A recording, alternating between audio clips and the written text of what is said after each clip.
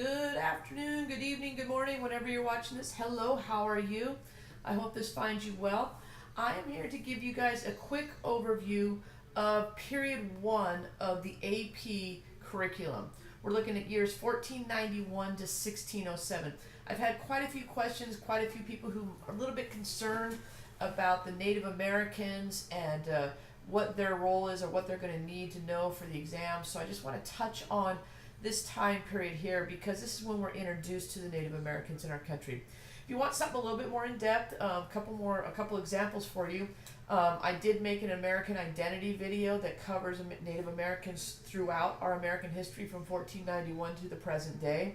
I know Tom Ritchie has several videos. I know he does one specifically on Native American cultures. I'm actually using some of the information from his video, although he's going to go a lot more in depth. You can go to his website at tomritchie.net, and you can go to his YouTube channel as well and get a lot of information about Native Americans.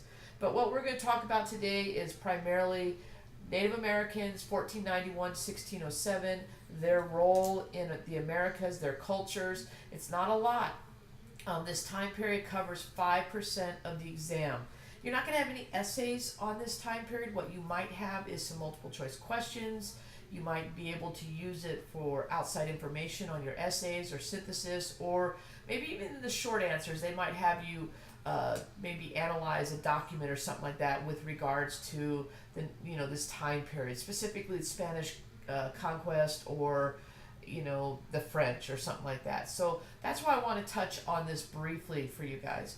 What we're basically just going to start talking about is when we look at the Native Americans, what we see is there's over 150 different Native American tribes or groups in the Americas during this time. You do not need to know all of them. When you look at this map and you look at all the different tribes that are present, there's no way you can know all this. So what I want you to do is, instead of looking at this map and looking at individual groups or individual tribes, I want you to look at regions. Native Americans, basically their lifestyle is in accordance with their environment. So based on where they live, it's going to tell you more about them than what you can get from studying individual tribes. I'm telling you, if you try to study all these tribes, you're going to go nuts. So let me kind of give you some guidance for how you want to look at these. I've broken it down into 5 main groups. You have the Arctic region, the Plains region, the Northeast, the Southeast, and the Southwest. Now the Arctic region, I'm going to be totally honest with you, I don't think you're going to see much on the exam about Eskimos or Inuits, but you should be familiar with the lifestyle they live. And what they lived was primarily a hunter-gatherer style of life, especially the hunting. You're not going to gather a lot of fruits and grains throughout the Arctic region. So you see them taking in a lot of meats and proteins and fats in their diets, primarily just for survival. When we get down to the Plains region, that's where you're seeing tribe names that you're familiar with. The Sioux, the Comanche, the Wichita. These are the tribal names you need to know. And what you need to know about the Plains Indians is they were primarily hunters, and they lived a migratory lifestyle. They moved with the herds. They followed the bison as they migrated. And so they're dependent on game for survival. There is a, exception to this, and that would be the Wichita tribe. The Wichitas were primarily an agricultural tribe, and they would grow the foods that would, I guess, what we call complement the meat on our plate today. They would grow the vegetables, they would grow the grains. And what you would see is you would see a relationship that was created between the different hunting tribes with the Wichita, in the sense that they would trade their goods. The Sioux or the Comanche might trade their meat and their bison with the Wichita for the vegetables and the grains that they were growing. The next region is going to be the Northeast region. What we're talking about there is the Iroquois and the Algonquin. Now, when you talk about the Iroquois, you're going to look at the Iroquois Confederacy. The Iroquois Confederacy is almost a precursor to what we're going to see with the colonies and the 13 colonies, a confederacy put together in the for the reason of defense. The Iroquois nation was consisted of 5 main tribes. A 6th tribe will join them later, but the 5 main tribes are going to be the Seneca, the Onondaga, the Mohawk, the Cayuga, and the Oneida. And you might want to know those names. I would be very familiar with the Iroquois Confederacy just because they are going to play a role in the formation of, the colonies. You're going to hear about them during the French Indian War. You're going to hear about them to a point during the Revolutionary War. So be familiar with the Confederacy of the Iroquois. The other tribe in that area is the Algonquin. Now, the Algonquin are going to be the the rivals of the Iroquois. They're going to be in the Great Lake region, and that's one reason why you have the Iroquois Confederacy form, is to create more of a defensive posture against warring tribes, because you saw in that earlier map, and I'll just go back to that, all these tribes that live in that northeast area. So you have a lot of tribal warfare. So the Iroquois Confederacy was formed to say, hey, we're going to maintain peace between our tribes and also protect each other against these other tribes, primarily from the Algonquin region. The next group is going to be the Southwest. Examples of that would be the Hopi Indians and the Pueblo Indians. Now, this is where you talk about the maize culture of Native Americans. I think it speaks directly to the maize culture within the concept outlines that we did throughout all of our notebooks. And what that's referring to is the corn, the growing of corn and the agricultural process they did. What we're going to see right here is also the Three Sister farming during this time, and the Three Sister farming was part of the Southwest lifestyle, if you will. And we talk about the Three Sisters. We're talking about the growing of corn and squash and beans. And when they grew when they grow these crops, they're not going to grow them in nice even rows like we're used to today. They just plant these crops where they can. And what's nice about the Three Sister farming technique is these 3 crops can be grown on top of each other, and they're going to reseed each other over the years. What we're also going to see is this idea of crop rotation. So they'll grow these crops during this time period, and as the soil gets depleted, they're going to move the crops to different areas so the soil has time to replenish itself. And so that idea of agricultural crop rotation, which they know nothing about in Europe, is predominant in the Southwest. When we talk about the Southeast, we're talking about the Cherokee and the Creek Indians. Now, the Cherokee obviously play a huge role in our history, especially when we get to the time period of Andrew Jackson, and we look at the Cherokee Nation versus Georgia and Worcester versus Georgia, which is going to lead to the Trail of Tears and the Indian Removal Act. So obviously you need to know about the Cherokee, but what you need to know about their lifestyle is they were an agriculturally based society, and both they and the Creek and another tribe that I don't have listed up there, the Mississippians, they are all living in settled communities.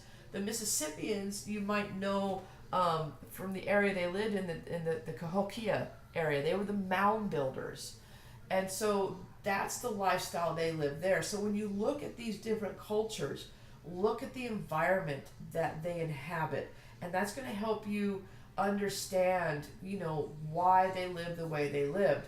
Another thing with Native American cultures that Europeans are going to have a very difficult time understanding, especially in your agricultural-based societies, is the role of women. What you found in all these regions, they're going to be hunters, but when you get into the Southeast, the Southwest, you see more of an agricultural base. And so when the Europeans come in, what they see is the men go off and do the hunting while the women are, tending to the farms, if you will. And Europeans had a hard time understanding this because if you think about it, for Europeans, hunting was more of it was a necessity, but it was also a leisure activity, especially by the upper class.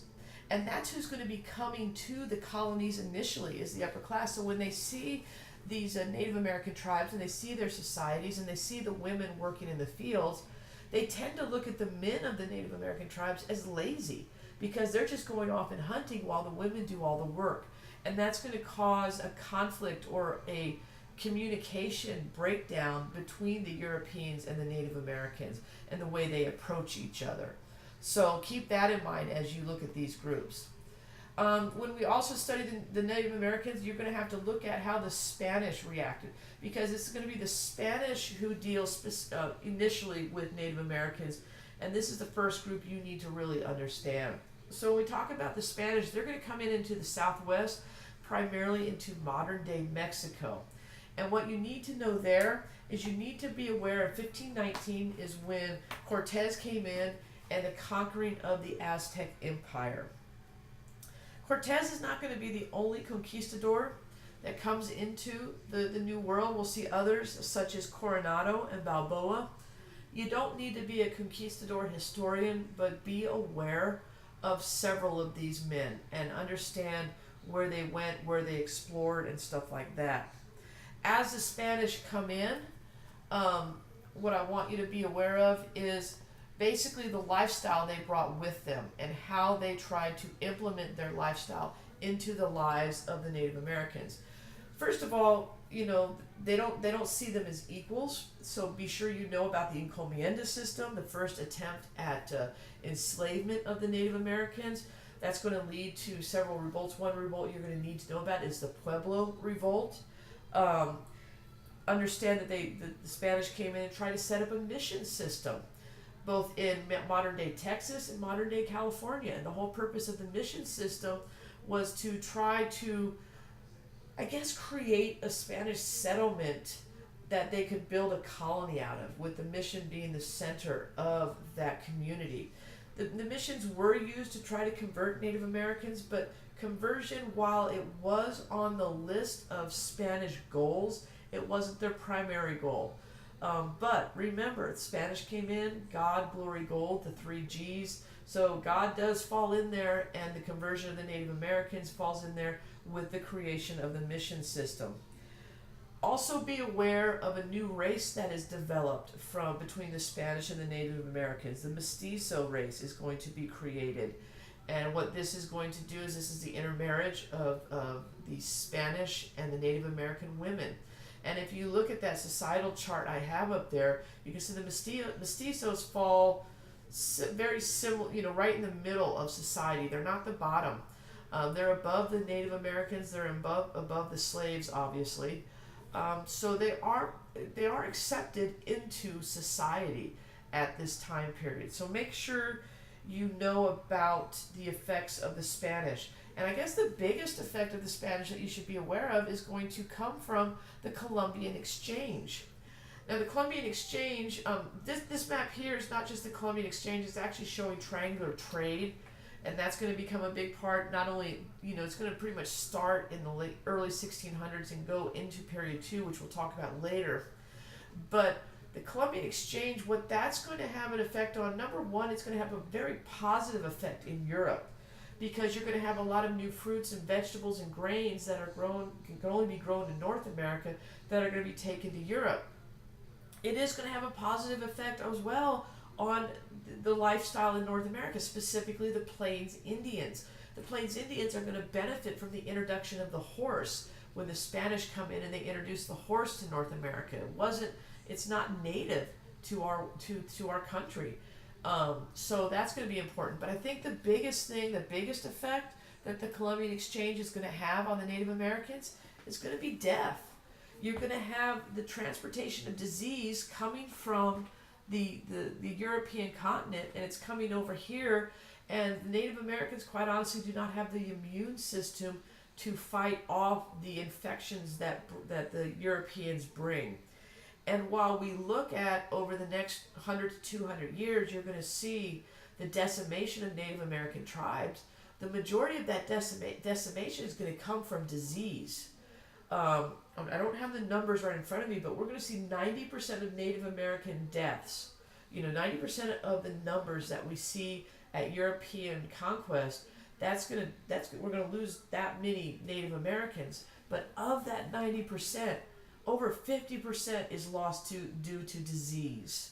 So that's going to have a huge effect. And so you got to keep that in mind during this time period. Don't forget that it wasn't just the Spanish that came during period one, it was also the French and the Dutch. Now, while the Spanish go primarily to the southwest, the French and the Dutch are going to go to the northeast. And going to the northeast, the primary goals of the French and the Dutch is going to be economic goals. They're not looking to build, I don't think, long-term colonies. What they're looking to build is basically business centers, if you will. The French are going to come in along the St. Lawrence River from the present-day Canada, from the north down. The Dutch are going to be in New Amsterdam, which is later going to become New York. Now, both of these groups are going to be looking to do business with the Native Americans. So they basically build some friendly relationships because they want trading partners. We talked about the French, how a lot of the French fur trappers came in and would marry into a tribe, often marrying like the chief's daughter or something, who would then act as a guide for that trapper, and then he would have a tribe that he could deal directly with for as far as business. You see the French setting up a lot of trading posts throughout the northeast region. You see the Dutch setting up a lot of fishing posts, if you will. Now, the Dutch don't have the greatest relationship, obviously, because they're going to take advantage later and purchase New Amsterdam, which is present-day Manhattan, from the Native Americans for a song. And a lot of people think that they took advantage of the Native Americans during this time to buy that. But so what we're talking about in time period one is we're talking about Native American cultures. We're talking about the Spanish, the French, and the Dutch. English have not even arrived yet. Yeah, there was a colony, the lost colony of Roanoke, where they tried to settle. That didn't work. But the successful English colonization is not going to start until our next time period, which is going to be 1607 to 1754. And that's what we'll talk about next time we come together. So hopefully I answered any questions you have. Again, when you're looking at the Native Americans, look at them from a big picture. Don't try to get into the weeds of all the different tribes and everything. Look at the tribes from the standpoint, know the ones that we've studied, that we've talked about in class throughout the year. Know where they're from, know their geographical region, where they might move to later. I mean, obviously we'll talk about the Cherokee moving towards Oklahoma, the 5 civilized tribes, all that. That's how I would approach this. Not the little things, but the big picture ideas. So if you have any more questions, feel free to email me. Go to my website. You can check out any information I have there. And other than that, we will see you next time when we will be covering period 2. Have a great evening.